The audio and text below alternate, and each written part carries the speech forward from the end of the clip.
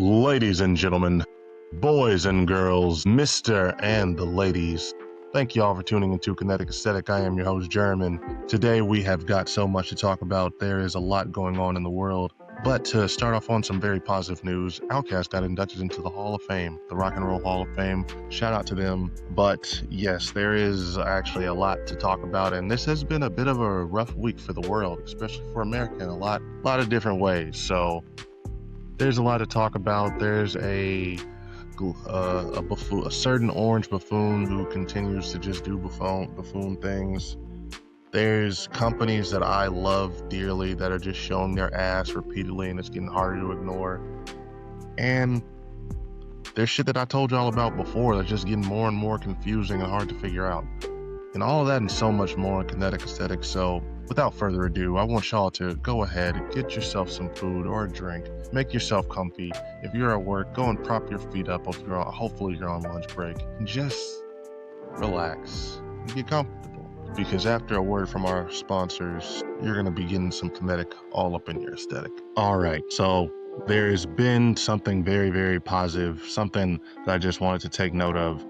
He was in prison for a good amount of time. I'm just very happy to see him out. You know what? He is going to add so much more to the culture, so much more to the community. Thank goodness that Blueface is free. No. Like I should talk about Max B. The Wave is free. After 17, I think it was 18 years in fucking prison, he finally got off. Max B is free. Anybody that is a Gen Xer, anybody that's sort of around my age, you are at least familiar with Max B. This was a nigga who was very, very popular when I was growing up. Free Max B was one of the first real, huge, rapper campaigns for a nigga to be freed. And you know what? All I will say is that I was never too familiar with his music. I wasn't too hip to his wave. I knew of French Montana. I know of some of the people that really was associated with him, like Jim Jones and Dipset and everything. But he himself, I really never knew too much about. But one thing I noticed about him, he went to a New York Jets game, and just the video of him, he seems like a nigga that's just trying to really come out and just be on some positive, just go and strictly focus on the music and trying to connect with his fans. And I feel like that's good. I'm here for that energy. The man has been in jail for fucking 18 years. He don't want to be on no drama. He don't want to be on no bullshit. I guess he had some long-standing beef with Jim Jones, where Jim Jones had talked about wishing death on him and shit. He said, you know what, fuck that. I don't care. I just want to be free, and I'm just happy to be back home and all shit like that. So shout out to Max B, and good for you. I just wanted to highlight that story because you need some positivity, because this was a very, very rough week. But shout out Max B, man. Hopefully he is able to come out and, I'm not expecting the nigga to become the biggest rapper in the world, especially not at his age. He is a bit of an old nigga in a young man's game. And we saw what happened with Bobby Shmurda. We saw what happened with Gucci. Niggas will come out of jail and everybody thinking they're going to do this and that, when really they just come out and they be okay. But good for him. Okay. While we are talking about rappers, I actually do want to bring up something else that happened over this past week. Westside Gunns. He is a rapper that is affiliated with the Griselda clique. I think he's actually not even affiliated. He is the head of the Griselda clique that come out of Buffalo, New York. They are, if you're not familiar with their music, the best way I can say it is he's boom bap rap with a just literally brought to the modern. If you're into that type of thing, it's for you. If you're not, you might not fuck with him. But this is not about his music. I don't really have anything to say about him per se. I really wanted to talk about just a recent experience that he was sharing on social media that he had on WWE. Now, for those who are unfamiliar with him, Westside Gunns is a huge, huge wrestling nerd. And when I say nerd, I mean that nigga he is a stan. He is one of those type of people who is going to be front row at every major show. You're always going to see him. They don't even acknowledge him like that, but you always know him, like you know type thing. He's a huge fan. His entire discography is filled with wrestling references. He has a whole series called Heels Have Eyes, I believe is what it's called. Each cover was just filled with pro wrestlers on it.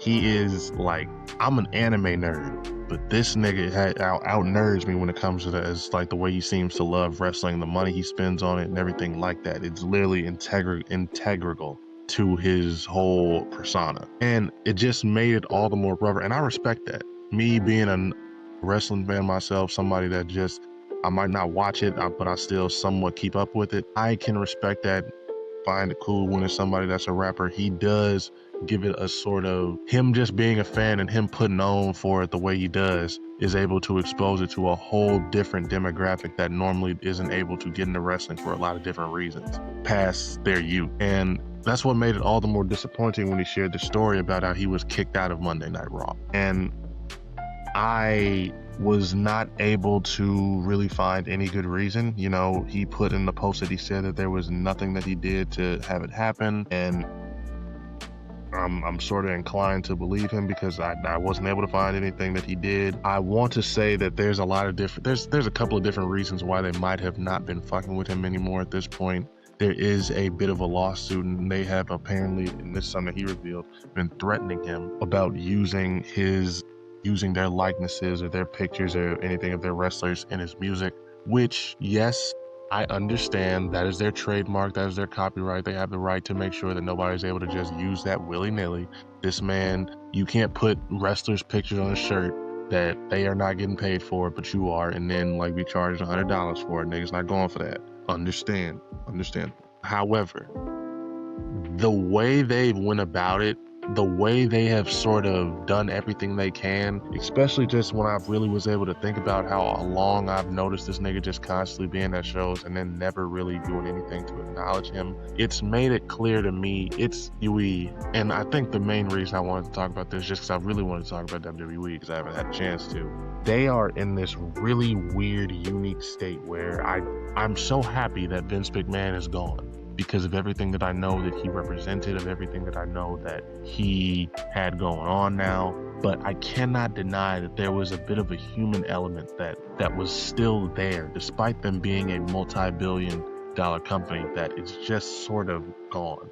One thing that Vince was famous for was he always felt it was important to make sure that families are able to afford the tickets, that families are able to enjoy the product, and that you're able to really get people in that way. Now, well, I can't even call them just WWE anymore. They're TKO. That's the company that they were merged into along with the UFC. But they're at a point where they're like just pushing ridiculous prices for tickets for an average regular taping of one of their weekly shows that aren't doing that well right now, that aren't really like making anybody, like, aren't setting the world on fire in terms of their creative output. And I think that this point that they're in right now, this little lull period that it's starting to become, is a prime example of what happens when you take away that human element.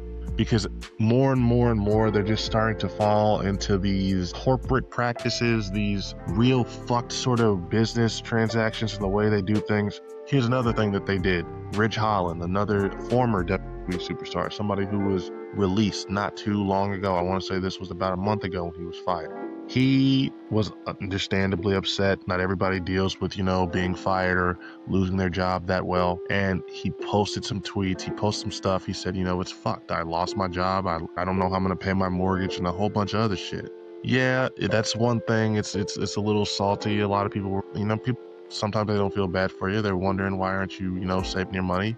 Wrestlers do get paid well, especially if you are on the WWE roster, all things considered. However, I will say that this is something that I will just point out to anybody who will just follow that train of thought. There is a lot of expenses, there is medical, there is a whole bunch of other shit that the company does not always pay for that ends up being due to you, that you have to take care of. And then you have to take care of your food, family if you have one. Kids are not going to be cheap under any circumstance. I say all that to say, it did not make it right for the company, after hearing about him complaining on social media, to then terminate his contract early and take away, because pretty much when you sign with the WWE, you are signing a contract to where even if you are fired, you have a non-compete clause where you are not able to do any other wrestling work with another company for 90 days. It was normally 90 days. I believe there's a situation going on right now where it's actually turned into a year, which is, again, fucked in itself. But I say all this to say, TKO/WWE is in a total pattern of corporate blind. I don't even know what the word is. They're going blind to the human element of what made them so successful. They're starting to make decisions that are just ignorant to anything else except metrics. They don't really seem to give a fuck about just good faith or good morale in their product. You know, they bring Brock Lesnar back, who his name has not been cleared from the sexual assault case that Vince McMahon is that originates with Vince McMahon, that he is connected to. There's been nothing to that, to my knowledge. So they are in their post-capitalist era where they are all about greed. They are all about the bottom line. They do not give a damn about anything else. And it's sad because when things first started, it was a very, very fresh feeling product, fresh feeling show. You were excited to see what they were going to do, but slowly they have lost that. And I don't just blame Triple H like a lot of people want to do, because I do recognize and understand this is a corporation now. They are no longer a family-run business, which WWE was for the longest time, even if it was just Vince who really ran it. They are beholden to shareholders, even more so than they were before, because Vince already had shareholders then.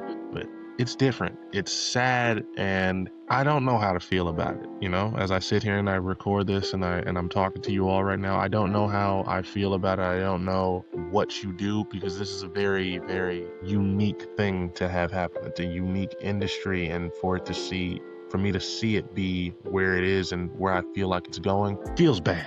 Alrighty, so moving on. As you all may or may not know, a couple weeks ago I did a episode on the singer David and the controversy surrounding him, the girl Celeste Rivas' body who was found in his car, the car that was registered to him, and everything that's been going on with that.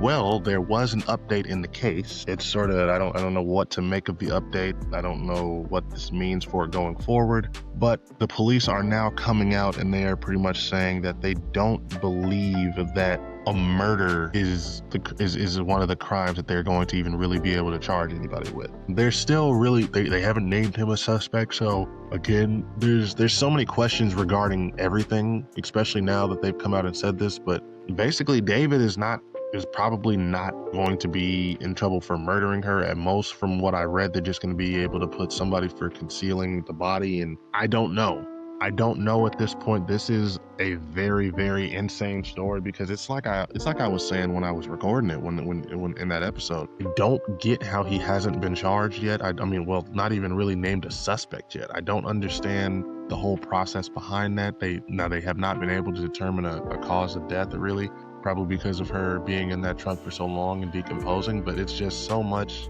There's so much that I've seen that have just been put together by internet sleuths. So I do wonder, what is it that they are finding out, and what is it that they are seeing that we don't know? What else was this girl into? What else was happening in her life? Because there was a very clear, inappropriate, just based off age relationship between her and David. I don't necessarily know if it has been confirmed that it has been her in so many of these videos and pictures that have gone viral, but it's almost obvious to me. So it's going to be very interesting to see what the hell happens with this case, because I have so many questions. What happened to her? If David is not a murderer, how does her body end up in his trunk? How does he not know about this? I understand most people will have control over a car, but it's in his neighborhood. It's so much. So that is, again, one of those stories that is just going to continue to play out, continue to develop. I will continue to keep you all updated, but I just wanted to give y'all a little tidbit on what's going on with that one, because that story is crazy. And again, we hope that she gets justice. We hope that the family is able to heal, because for it to still be going on and still to just not know what's going on with your baby girl after she disappeared like that and is found in pieces in a trunk, my thoughts and prayers again go out to the family, because it has to just be hell just having to deal with that over your head. You don't know what happened. Alrighty, so in our latest edition of what is Trump going to do next? What crazy move is our president going to do? This is something that you probably wouldn't have noticed. The bigger and more noisier thing that he did was pretty much go on an NFL broadcast and just say a whole lot of nothing and just pretty much be there. But something that I just pretty much was able to notice over the weekend, thankfully I had the day off, otherwise I wouldn't have noticed this. I just noticed it on Facebook of all places. But this was actually legit. There is somebody that posted a link to the White House's official government website. And if you actually go through there and look at the major event timeline, like if you go past all the little stuff about the expansion that they're doing and everything like that, What they have is a major events timeline. And normally this would be nothing, you know, it really just include a whole bunch of regular stuff about our history.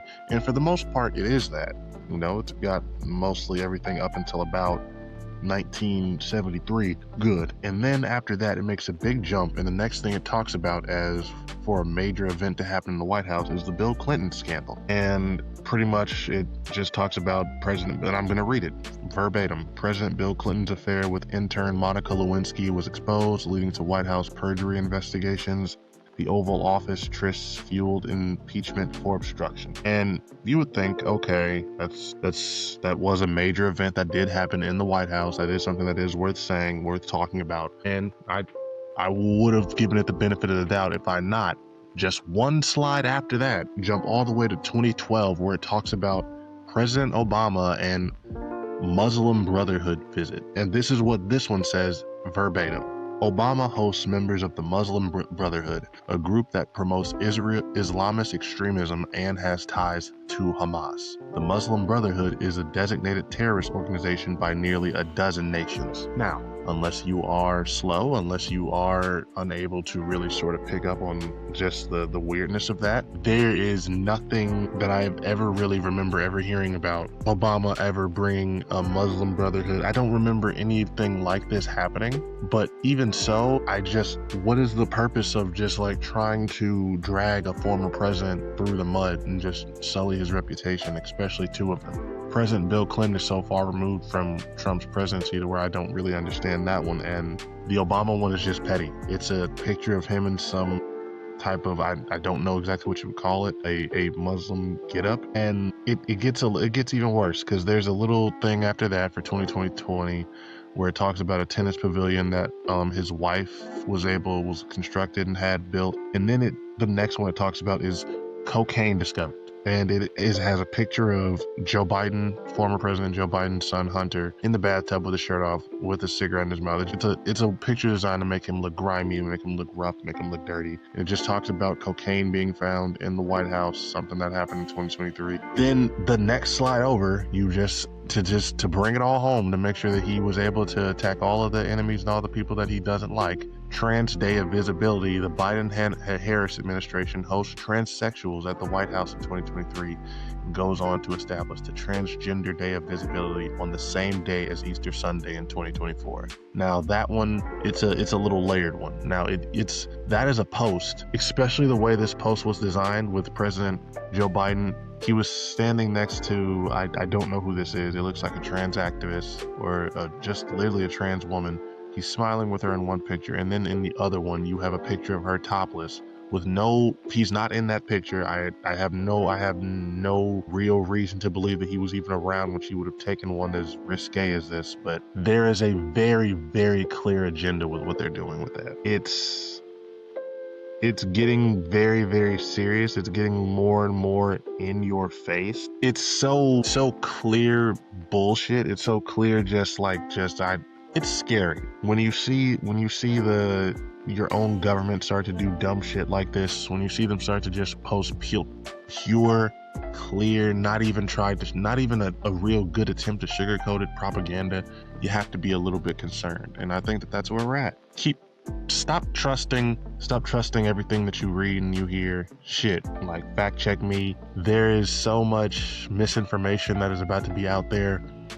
I haven't even really talked about the rise of AI and how it's really starting to get good with some of these AIs. I just saw a video of a dude who had a beer coat that damn near looked real. They had mimicked the guy's face, like the AI person, and aside from the background was fucked up, but the AI person itself was really, really you couldn't tell the difference. So there's just going to be mountains and heaps of misinformation, and it does not help that our own government is making it very, very clear what side of it that they're going to be on. The truth is going to be a lot more harder to find, and we just got to be prepared for that, because seeing this was very disappointing. You keep thinking, or at least I keep thinking to myself personally, how much lower, how much worse can we really get with the way things are starting to become? But clearly there's still a new low. We ain't in hell yet. We keep thinking we are, but we are not there yet, people. Alrighty, I was going to save this for my sports talk, but I decided to talk about it here. I just wanted to, of course, speak on the passing of Marshawn Kneeland. Apparently, it was a suicide. He engaged in a police chase. There's still so many answers. I held off on recording this. I wanted to talk about it probably earlier, but I just held off on recording it just because there is so much that can be said right now about how hard it is to just live in this world, the mental stress that we all have, that we all go through, that we're all facing. And it is impossible to quantify just how heavy it can be on any of us. But I just don't want I just feel like it has to be said. It is absolutely crazy and insane to just he was a 24-year-old NFL athlete. He had so much to live for. He had so much to look forward to, and still those demons got him, and that's just how real that shit gets. He had just made a huge play on the Monday night game they were in. He had just been a huge part of that team, helping them win, helping them look good, and then you just go out there and and then he's not there. And there's so much about his life that I don't know about, that I'm still reading about, that I'm still just doing my own research on, just trying to understand. He lost his mom just a year ago, somebody who was close to. He talked about how hard it was to just not for him to not have her see him be able to be in the NFL and have that success. Personally, I can relate to that on a very, very deep and personal level. He was so young. He had so much to live for. He had so much to really look forward to in his life past football, just a career after that. And it makes me very, very sad, and just it hurts me. Like the news sort of fucked me up for a little bit when I first heard it this week, because why? Why was he not able to feel like he could just go on and just call somebody or just go and get that help? And you just have to remind yourself that's how real that shit get. Depression, that feeling of worthlessness, of just feeling like nothing is worth it, that you can't go on, that is a very real thing. That shit really gets to you. But you have to understand that this life is that the life that we have is a gift, and it's something that you got to cherish, because it can be gone just like that. Like in a flash or an instant, anybody you love can be gone, because them demons, it'll be something that you don't even know that they're fighting, and they'll just take them just like that. My thoughts and my prayers go out to this young man's family. The game of football just didn't even feel like it was that important. Everybody that played took that moment of silence, and everybody, I know all those players just felt that in their hearts and their emotions, because ain't no telling how many of them are going through struggles, are going through shit that we don't know about, you know? Just dealing with it, thinking like, I'm an NFL player, I'm supposed to be able to just deal with that. Like, I'm supposed to just live and just move. And they're people too, you know? All the mental health stuff that we hear about, that we see these NFL players do. Dak Prescott, I hate that it had to be somebody like him that had to go through dealing with something like this from a teammate, because Dak has been very open and honest about his struggles with depression, about how he's been close. He's been on edge, and thankfully he's still here. But the pain of just losing your parent, the pain of just having to go through life and just having to, that shit is real. So again, thoughts and prayers to Marshawn Kneeland. I'm just, hopefully he is able to be at peace now. I hate that his family has to bury him, because no parent is supposed to bury their child. It's not supposed to happen that way. And I just hope that he is at peace. I hope that he's at peace. I hope that he's able to just watch over his family, and I hope he's able to just have no more of those demons that were bothering him, that were troubling him. I hope that they are no longer on his back. Rest in peace. Alrighty, everybody. This has been Kinetic Aesthetic. I am your host, Jerm, and I do want to say once again, thank you to everybody that is listening, that is watching, that is following me on all the social medias, that's doing anything to just support me. It means a lot. It helps keep me engaged, and it just helps keep me going. Make sure you all continue to drink a lot of water. Make sure you tell your friends and your family that you love them. Just continue to be good people. And again, appreciate you all. This has been your boy, Jerm. I'm out.